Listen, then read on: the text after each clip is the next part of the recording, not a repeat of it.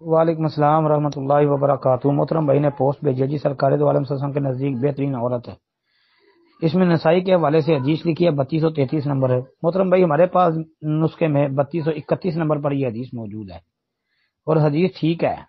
نسائی کی سند میں ابن اجلان کی تدلیس ہے، یعنی ابن اجلان کی تدلیس ہے، لیکن مسند احمد کے اندر جو ہے سما کی صراحت موجود ہے۔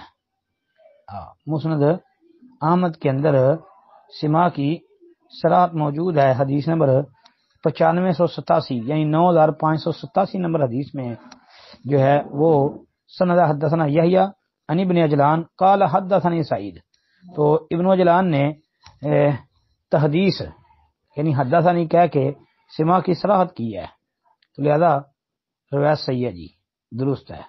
السلام علیکم ورحمۃ اللہ وبرکاتہ۔